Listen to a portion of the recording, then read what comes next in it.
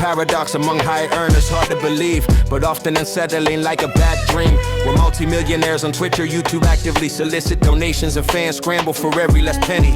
It's greedy when a creator living in a mansion effusively thanks people for $5 when it's hardly worth it for them. They don't actually need any more financial support, yet collecting donations seems effortless. They should be encouraging people to use the money for themselves or choose charitable causes for a better life. That's the level of reflection one needs at a certain level of success, the level one should expect before the credibility evaporates. But what we see is toothless criticism and relativizing while they maintain close ties with publishers. The alibi rant, they know their community is angry at EA, Ubisoft, at Activision because of all the crap. To avoid completely losing credibility, they have to address the problems and voice their displeasure loudly. Shortly afterward, these same creators were seen shamelessly buying the latest overpriced bundles in the item shop. Despite the banner with the creator code, they promoted exploiting fans as a valuable tip in every new video. There are creators who review the shop every day, almost obsessively saying about every skin, this one's clean, you have to get it, unforgettable. Use my code, that's constant self-service from the wallets of young fans trapped in their digital purses. This makes them unofficial epic employees without an obligation,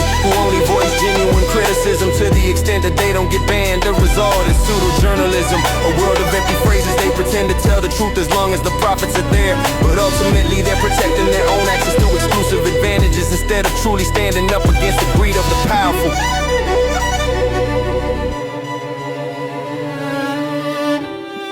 It's the so-called parasocial relationship that binds them here, where fans often feel they found a friend in the creator. They defend them even when they're clearly acting against their interest, because the image of their idol never changes in their minds. They don't want to admit that the idol is just putting on a facade, perhaps merely a business mask covering the true face. The pack opening video clearly reveals the true colors. It's probably the most extreme example of this double standard. Wonderful, the entire video is pure gamble adrenaline, but morality is no longer part of the equation. The pattern behind this relativization, the tactic is well known. These creators are using the sandwich tactic all over the country. Finally, there's the call to action. Don't forget to use my code, subscribe, all to secure and exploit their own profit.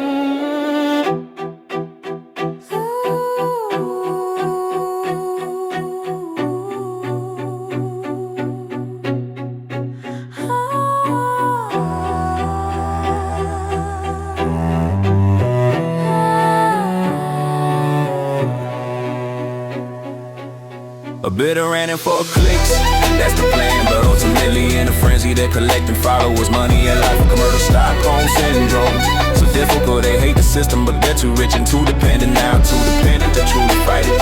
So everything stays the same while they keep the community in a guilty cage. And what about you? Blind banning reigns supreme, cold power, context-free filters devised for the mass. The wall of support, their refusal to tell you which text was banned is the ultimate outreach, so unfair and unclear. The official explanation is usually security reasons or collateral to prevent circumvention of the filters held in their hands. In reality, it simply saves them money, that's the mission, because they don't have to put a real person on the line. Without any options, they don't have to review each case individually. That would be too expensive, so they prefer to let the ban blaze for small creators geared towards efficiency, not fairness. The system automatically triggers a ban completely anonymously and conveniently, often without a human ever having seen the chat history. You as a small fish in this pond simply get fat if a streamer with 50,000 viewers is wrongly banned. They're not the one left alone in the dark. Their manager sorts it out in 10 minutes without any hassle, because they're too big to fail in this global arena. But you for support, you're just a ticket number, completely insignificant to the publisher. The cost of having a real person review your ticket is higher than the perceived loss they incur because of you. It is a purely economic, cold-blooded calculation. No justice, no hearing, just cold execution. A bit of ranting for clicks, that's the plan. But ultimately in a frenzy, they're collecting followers, money and life, become a Stockholm syndrome.